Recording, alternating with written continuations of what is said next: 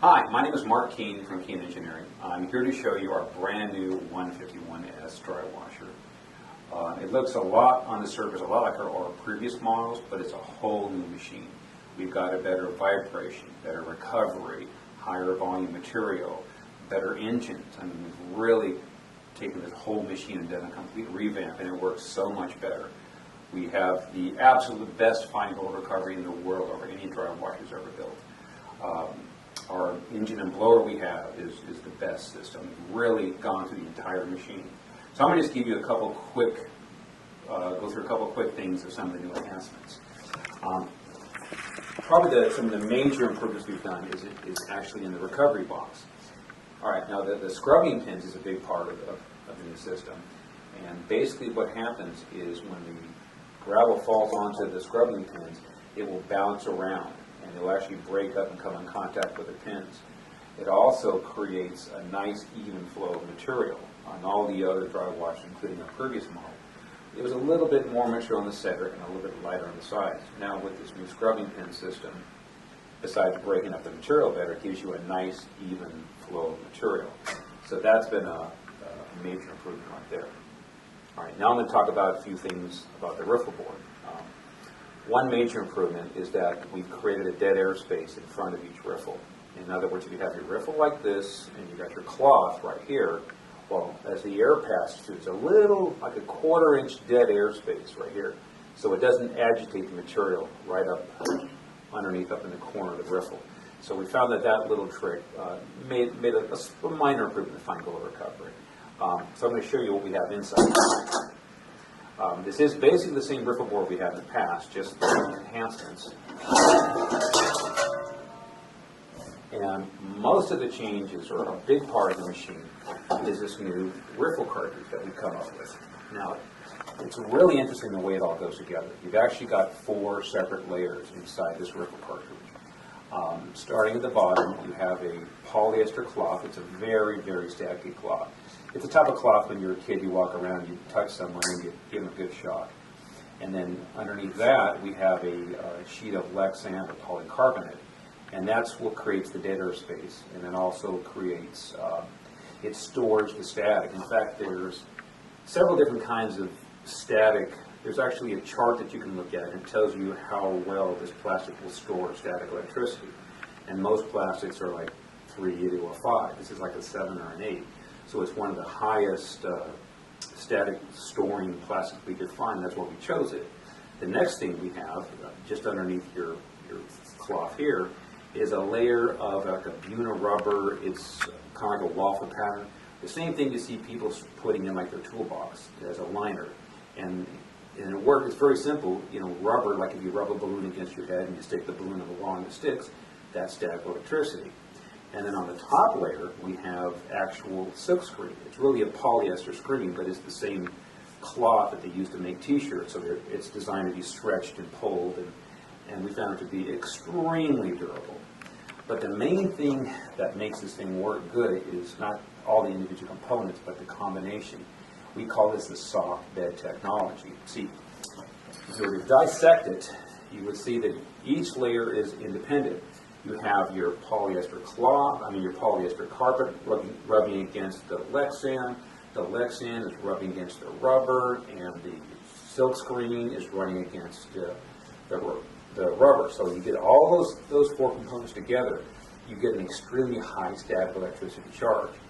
In fact, you can actually take like a ohm meter and and actually measure like somewhere between 5 and 10 milliamps at a constant charge, and we're never able to do with our older machine.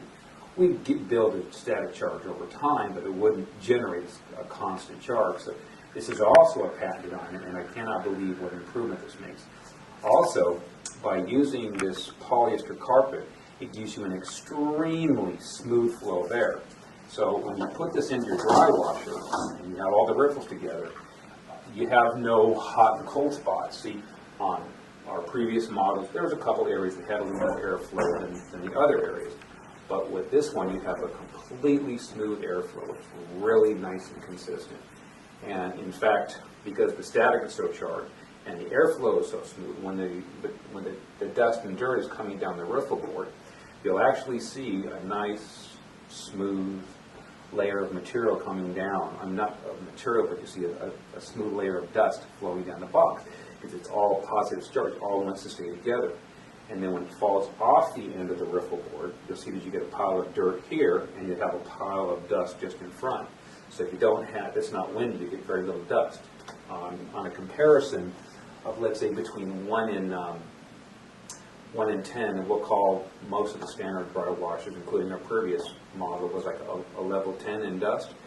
This is probably about a level 5. It's about half the dust you used to have. So that alone is a huge improvement. And it's an easy machine to work with, easy to put together, easy to assemble. So you'll have extremely good fine oil recovery. You have extremely low dust. It's really a massive improvement over what we've had in the past. And another major improvement in the dry washer is again, this is because of the new vibrator, we have so much strength in the vibration, so much more agitation, that we actually have installed these. If you look over here, you'll see these bumpers, or I call them vibration transfer brackets. And what those are doing for you is it transfers the vibration from the recovery box into the hopper, into the legs, and into the hopper. So for you guys that have a lot of experience in dry washing, I'm sure you all remember we're always banging on our hoppers and hitting it with a shovel and taking a glove and dragging the material up and down. But with this model, it's really no need, because this vibration, this hopper shakes so strong that it just, again, breaks up your dirt clods and conglomerates and lets it fall into the recovery box. So I'll show you a little view of this from the back side. So we call this a blast gate. Now this is a very important feature of the new dry washer. And it's all part of, again, it's because of the new vibrator system and the new soft bed technology, riffle board, that require a little more control. So what we've done is we have an adjustable door here. You can actually regulate the amount of air that's inside the box. We typically operate the blast gate in the middle position. Now that's about a small amount of the air off.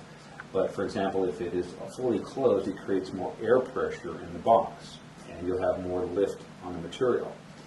If you don't want so much lift on the material, you can open up the door. Also, by opening up this door, what you can do is you can actually increase the speed of the vibrator.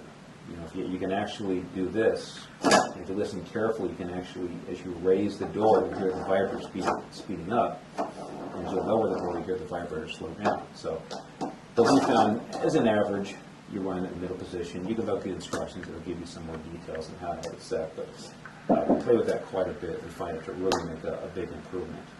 All right, another big improvement on our dry washer is we've now upgraded it to a high-end Briggs & Stratton engine. Plus, if I have an opportunity to get a quality engine for a good price, I'd much rather buy American than buy a Japanese or a Chinese motor. On this new engine here, it is a fully ball bearing, it has a steel sleeve, they've gone ahead and incorporated a oil filtration system, which is nice, so it gives you greater oil capacity and cleaning. So this engine is going to hold up a lot better than our previous model. The previous one we used was, I think it was a Honda GCV, and it was an aluminum sleeve, bushing bearings, and it did okay, but this thing already, I'm getting reports in the field, it's lasting 2 to 3 times longer than our previous engine. So we're really happy with it. One other thing, we've had this system here for quite a while, and what it is a heat exchanger on the head of the engine, and what it does, it pulls the heat from the motor into the blower. Now, if you're not familiar with how a gasoline engine is cooled on something similar to this, you basically, there's a flywheel in the motor, or a fan, and it sucks the cool air in through the air cleaner into the heat exchanger, into the blower. And what's nice about the heat exchanger, it actually pulls more air through the recoil starter, and it actually helps keep the engine cool. So this engine is really holding up very well. Now, what the hot air does for the dry washer, it does 2 things. Number one, when you blow hot air into the dry washer, that means you're going to have higher static electricity charge. Number 2, you have a huge drying capability. You take a standard dry washer in moist ground, they just fall apart under the moisture. The gravel doesn't separate well. You don't get the bouncing and the riffles. But when you put that good hot air in there, it makes a big difference, and it'll dry the material up in just a few seconds versus having to run multiple passes through the dry washer. So we're real happy with this new improvement. Hi, my name is Mark Keene. I'm here today to help you put together your brand new 151S dry washer. I just laid all the pieces out so you can see what comes in the box. I've already unpackaged everything, so that makes it a lot easier. Just going to run through a couple of the basic components. You got your motor and blower assembly. You got your 10 feet of this really heavy-duty dryer hose, and then you've got your feed hopper, your recovery box. You've got your legs. You got your leg extensions. Some of the these are the cross-through rods that go through the hopper. Some spacers, cotter pins, the bolts that go through that hold the legs together, a few hose clamps for this, and over here you have your vibration transfer brackets, or we call them bumpers, most people. But this is basically what's going to come in your new 151S dryer washer kit. And you'll also see a basic set of instructions. You got a manual for the engine, and you have basically like a 6-page instruction. And you just read your instructions thoroughly. The engine comes with no gas or oil, and that's the only really immediate safety thing you have to cover. All right, I'm going to now show you how to put the leg assembly together. You'll notice there's 2 C-shaped leg assemblies. So what I'm going to do is there's a long one and a short one. I'm going to first assemble the short one. So I'm going to grab that, and I'm going to grab my vibration adapter brackets, or bumpers, whatever you want to call them. And all you do is you depress the little button here, and you slide your brackets down. And you come, probably about an inch or so before you hit, or just slightly above the bend, I'll lock it in. And I'll do the same on this side. Depress your button, slide it down, raise it up a tab, get it lined up at the bottom, just around the beginning of the bend, so that's a good start. Now I'm going to grab my 2 extension tubes. Now both these tubes are actually different lengths, and that's done on purpose so that it makes it slightly easier to assemble, and I'll show you a little later in the tape. So I'm going to take this here, and you'll notice that there's 3 hole positions. And I'm going to take it, drop the frame on, press the button. There's 1 hole, 2 holes. Okay. I usually like to start in the middle. I usually run it in the middle position most of the time. Now again, I'm going to go first, second position. Okay, so that's that portion right there. So I'm going to lay this down. And now what I'm going to do is I'm going to grab the longer leg, and it looks like I'm going to go on the inside of this frame. So I'm going to take this piece here, I'm going to pick it up, I'm going to lift this one up here, I'm going to drop this onto the inside, and again I'm going to go for about the center position. So what we do is we just take a simple nut and bolt assembly, I run the bolt in from the inside out. So here's the inside of the frame, and again line up the middle bolt position. I'm going to drop on a nut, a washer, and I'm going to use a nylon locking nut.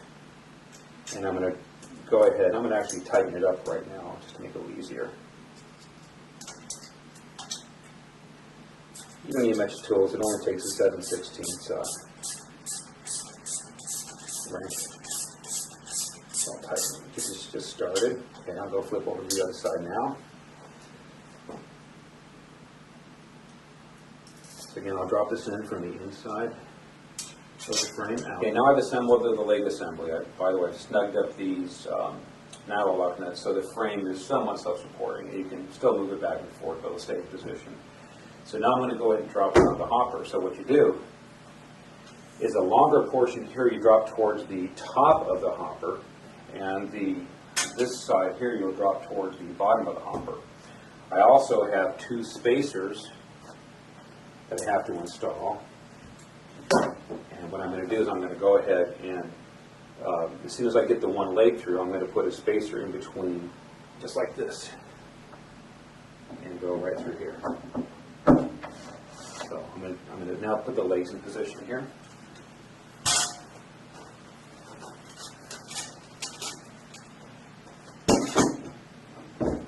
Just going to set them back here for a minute. I'm going to actually assemble the rear legs, the rear assembly first, because I can actually open this up and I can see the rod go through. So there's no spacer on this side, so I'm going to go ahead and drive this through here.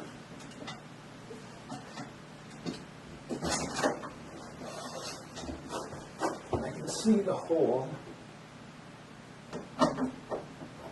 Okay.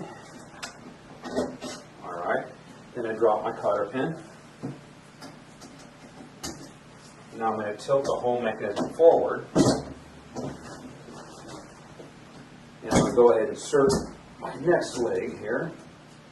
So I'm going to grab this spacer, put it in between here. Grab my rod.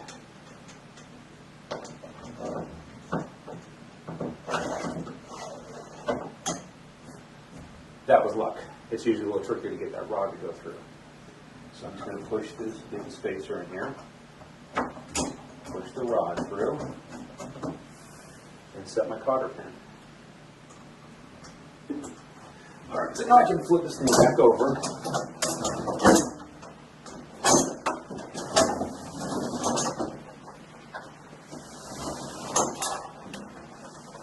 So there's your basic frame setup. It's really easy. It took me about 10 minutes or so, and I haven't done it in a while, so I'm a little bit rusty. But the instructions definitely help. Okay, now I'm going to install the recovery box. It's very simple. You just lay it underneath the machine, drop it in somewhere around that area, and I'll walk around this side. I usually get on my hands and knees to do this one. And I'll put the box up right in between the bumpers. And you got these latches that you just open up and release. So that's very simple. That hangs the back end.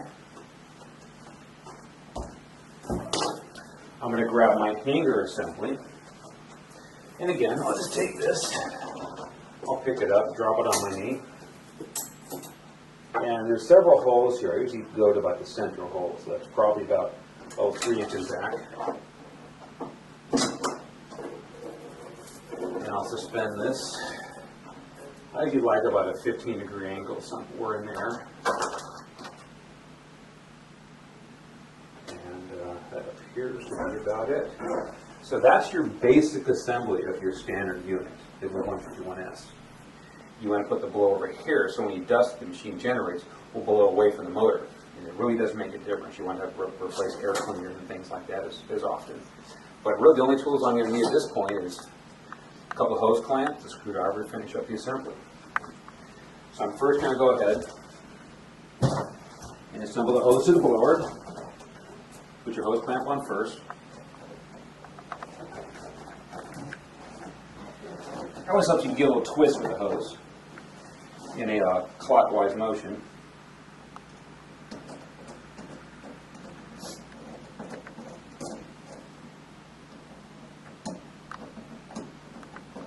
Might be a little handy to have a nut driver here, but this will work okay.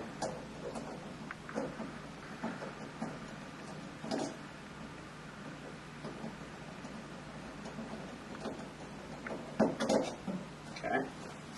Now I'm going to go set up the ducting hose, the box. It's usually easier if you just take this as high as you can and actually hang it out here on your chain to the highest length you can. Okay. And that gives you more room to get into here. And I usually like to run my hose underneath it. And you kind of want to give the hose a little bit of a memory in it. And I'm going to pre-tighten my hose clamp up here a little bit. A little easier to do it down here than when you're reaching up over something or under something.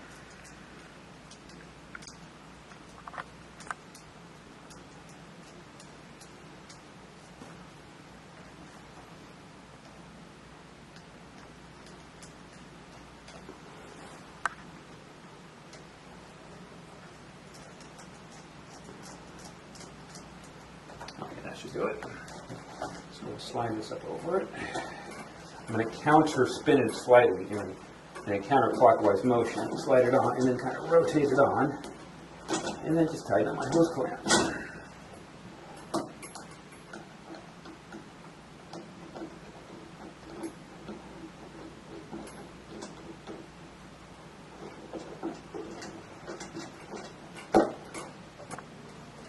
All right, now I got the hose tight. I'm going to set this down, reposition it around its original position here. Get my hose tucked down. Again, about a 15-degree angle, maybe a tad more than that. That looks about right to me. All right, so we got the motor and the blower set up. I got everything over here assembled. There's one last final step. I need to tighten up my transfer brackets, and I need to set the bumper. So what I'm going to do is I loosen this outer nut here, and I'm going to kind of stick behind the box. I'm going to kind of evenly space out these threads. And I'm going to apply a little bit of pressure against the box. You want to get kind of even pressure on both sides. And what this does, it allows you to transfer the vibration from the new recovery box into the frame, therefore transfer it into the hopper. So what you do is you get these snugged up, and then you got a nut here on the outside, and I believe it's a 9/16 nut on each side. You just take these and just get them a little snug, and you're in business. All right. One other thing I want to mention on the dryer washer. If you recall earlier in the general assembly instructions, I was talking about these two rods here.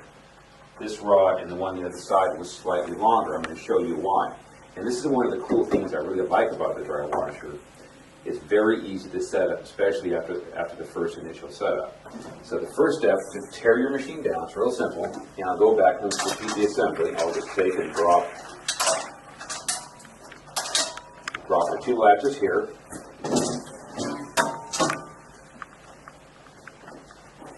And then I'll grab my chain, and I'll remove my whole recovery box.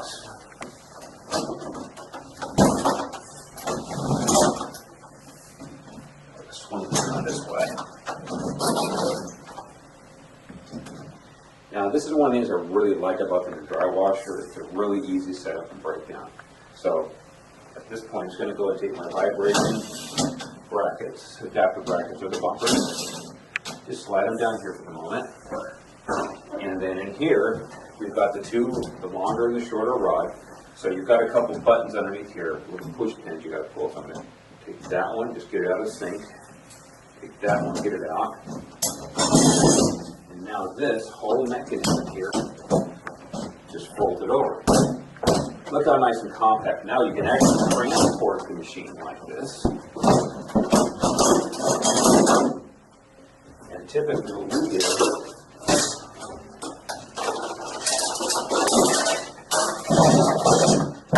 to keep it compact, you can set it up on this. Now the beauty of this, it fits on a backpack frame simply. So you now have a very portable piece of equipment. And to put it back together, real simply,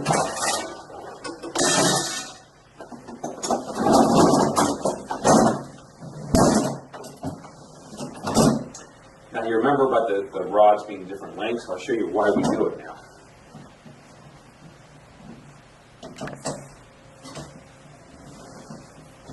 Okay, this is a little tricky. You'll notice you got two rods. One's longer and short. So what I'm going to do now is I'm going to take this here. It's nice to have someone to help you, but and I'm going to push this one to get the first rod lined up. Okay, now I'm going to get the second one lined up.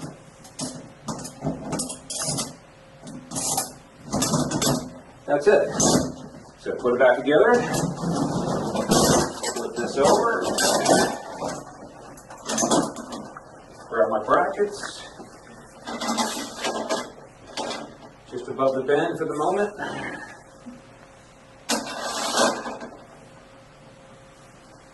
Now how cool is that?